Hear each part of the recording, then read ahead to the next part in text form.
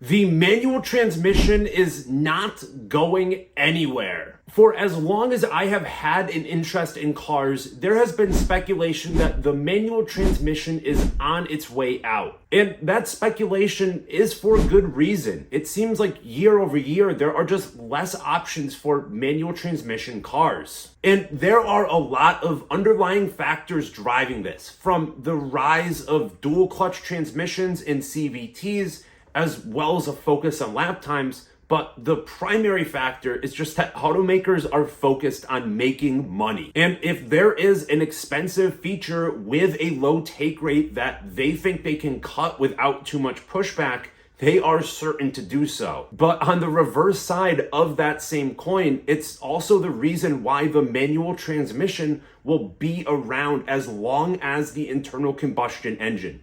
It is because consumers continue to demand it. So to start us off on this discussion, both the manual and automatic transmissions have been around since the inception of the mass production automobile. But of course, in these early days, the actual technology that was behind these transmissions was a lot different than it is today. For the purposes of this discussion, we are not going to get super technical, and instead we're going to talk about the practical application of these different transmission types. So we will start off by honing in on the 1950s. This is around the time when the transmission technology that is used today first started rolling out in mass production cars. For example, this is around the time when manual transmissions started being equipped with synchros for most or all forward gears, which is something that is almost an afterthought today. But if you've ever driven a car without synchros or heavily worn synchros, you'll know that it is not a particularly pleasant driving experience, and you have to be extremely precise when shifting gears. On the automatic front, around the 1950s was when hydraulic automatics started to become widespread. These transmissions used a torque converter and planetary gear sets to provide you with a shifting-free driving experience. Of course, since then, there has been massive improvements to this technology, but at the end of the day, this is the tech that most modern transmissions are built upon, with that torque converter automatic being the most common choice for most applications. But up until recently, that distinction was not as clear cut. And that's primarily because automatic transmissions were just a lot worse. Just initially, because of the nature of the technology that's used in these types of automatic transmissions, there's just a lot more inherent parasitic drivetrain loss.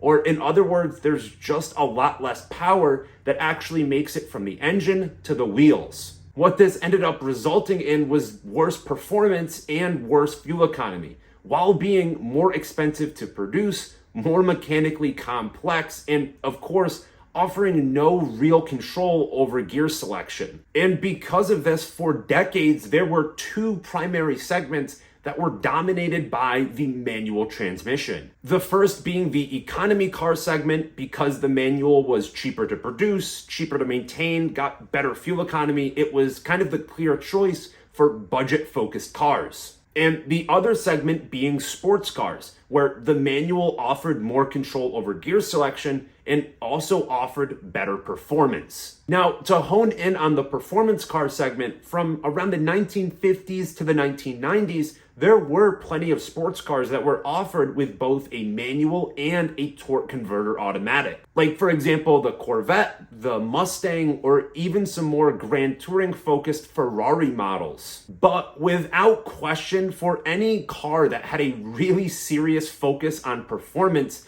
the manual transmission was going to be the obvious choice, with the automatic really only being offered to give consumers some additional choices and to help the automaker sell more cars. Where we would start to see some change in this segment would be with the introduction of single clutch automated manuals. These types of transmissions mechanically are very similar to your traditional manual, but with the big differentiator being that the clutch is controlled by a computer and gear selection is typically handled via paddles. Now, experimentation with these types of automated manuals dates back to like the 1960s, but it would really be in the 1990s where we would start to see it become prevalent. And just about every single high-end car company would have their own version of an automated manual.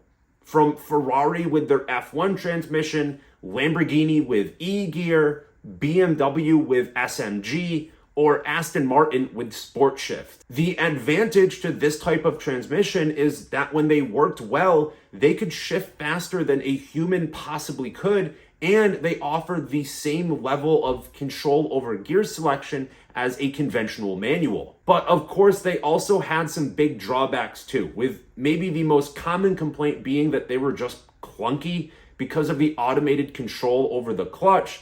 And additionally, they also tended to wear through clutches much faster than a conventional manual. So while these types of transmissions either completely replaced the conventional automatic in high performance settings, or they were added on as a supplement to the manual transmission was kind of still the clear choice. But what would ultimately lead to the downfall of the manual in supercars would be the introduction of the dual clutch. Now, again, we aren't going to get super technical here, but mechanically speaking, a dual clutch is very similar to two conventional manuals that have been mated together with a whole bunch of computers to make sure everything operates smoothly. In mass production cars, we really wouldn't see the introduction of the dual clutch until maybe like the mid 2000s, but once it hit the scene, it completely took over the high performance car segment. For example, when the R35 Nissan GT-R was introduced and it was basically faster than every supercar on the market, that vehicle was only offered with a dual clutch. When Ferrari rolled out their new V8 supercar in 2009 in the form of the 458, again, it was only available with a dual clutch. And the reason as to why this transmission became so popular is because it really did offer the best of both worlds. You had full control over gear selection, lightning fast shifts, and it had comparable drivability to a conventional automatic. And again, after this technology became mainstream, basically every new generation of supercar was only offered with a DCT. This was also around the time when manufacturers realized that consumers pay a lot of attention to lap times, so putting a dual clutch in their cars made them faster, and it also just made the performance a lot more accessible. Now, the other segment that I mentioned that has long been dominated by manual transmissions are economy cars. And the reasons for that is that the manual was just cheaper to produce, cheaper to maintain, and offered better fuel economy. And I shouldn't even necessarily just say economy cars here, because really for the longest time, manual transmissions were essentially like the standard equipment on most cars, and an automatic would be a pricey add-on. But as of late, again, this is another place where the manual transmission has kind of been replaced, but this time with the CVT. The CVT, or continuously variable transmission, it's not new technology. It's been used in things like snowmobiles for decades, but its use in mass production cars is relatively new. The advantage to this type of transmission is just that they are significantly cheaper to produce and still offer the same smooth, shifting-free driving experience. The downside here is that many of the early cars that were equipped with these types of transmissions had major reliability issues, but for the most part, I think those have been ironed out in more recent iterations. Now, while all of this may sound pretty bleak, it's not all bad news. One place where the manual transmission is very much still alive is in the entry to mid-tier sports car segment. Ranging from vehicles like the Mazda Miata to the Porsche 911 and everything in between, the vast majority of these vehicles are still offered with a manual transmission. Plus, a special shout out for the hot hatchback segment, which has stayed incredibly committed to the manual. And I've got an entire video about that segment if you want to check it out. But all in all, this is something to be happy about. And the reason why manuals are still here in this segment is that people continue to buy them. With vehicles like the BMW M3 and M2 having between a 25 and 50% manual take rate globally, BMW just can't get rid of the manual transmission as much as I suspect they may want to phase it out. In fact, we have even seen manufacturers in this segment try and cut the manual transmission, only then to have to reverse course. Take, for example, Porsche when they tried to discontinue the manual for the 991.1 generation of the GT3. At that point in time, they recognized there was still some demand for the manual, so they came out with the special edition 911R, which essentially used a GT3 RS powertrain but hooked up to a manual transmission. Those cars then proceeded to sell for a 2 or 3 times multiple on the secondary market, and Porsche missed out on all of that revenue. So after that, with the 991.2 generation of the GT3, they brought back the manual transmission. Another example we could point to is the Toyota Supra. When Toyota decided to bring back the Supra, they had only equipped it with an automatic transmission, despite a lot of pushback, but it wouldn't be until Nissan rolled out their new Z, which came with a manual, that Toyota decided to reverse course and equip the Supra with a manual transmission. And yet again, it is kind of a similar story with Aston Martin and the Vantage. Now, I want to zoom out a little bit and circle back around to the economy and supercar segments. On the economy car front, I'll be honest, I just don't think that losing the manual here is actually that much of a loss. For most of these vehicles, the target consumer is not an enthusiast. These cars are meant to be cheap, reliable transportation. You could make the argument that just having more vehicles equipped with manual transmissions is a good thing for the enthusiast community more broadly, and while I have a little bit of sympathy for that argument, I just don't think it's that big a deal that these cars just don't come with manuals anymore. Although supercars, on the other hand, are a very different story.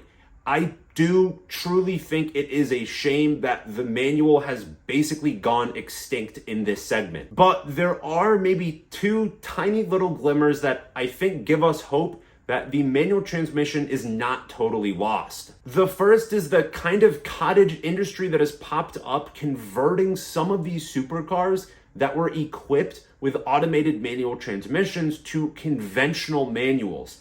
I am confident this is something that OEMs are taking note of. And additionally, at the very, very, very high end of the car market, the manual is starting to make a little bit of a resurgence, with brands like Pagani, Koenigsegg, and Aston Martin coming out with super limited edition vehicles that are equipped with manuals. Again, just because they are recognizing that the demand is there. With that said, on the flip side, a manual transmission doesn't necessarily align with the hybridized future that many of these high-end performance car companies are barreling towards, so that could be a little bit of a hurdle. But I don't think it's totally out of the question that a brand like Ferrari or Lamborghini does a 180 and starts making manual transmission cars again, albeit in very limited quantities. So while at times it feels like the manual transmission may slowly be getting phased out, I do not think that all hope is lost. While in the economy car segment, the manual has effectively been stomped out, I just don't think it's that big of a loss when we look at entry-level or mid-tier sports cars where almost all of them are still being offered with a manual. And I think they're here to stay in this segment partially because there's less of an overall focus on lap times and all-out performance, and hybrid powertrains are going to take more time to trickle into this segment. To pivot over to the high end, the dual clutch is here to stay, but it's been proven that there is demand for the manual transmission in the supercar segment, so I could totally see it making a comeback, albeit in a pretty limited capacity. At the end of the day, what these car companies are interested in is making money. So if we continue to ask for and buy cars that are equipped with manual transmissions, the manufacturers will continue to make them.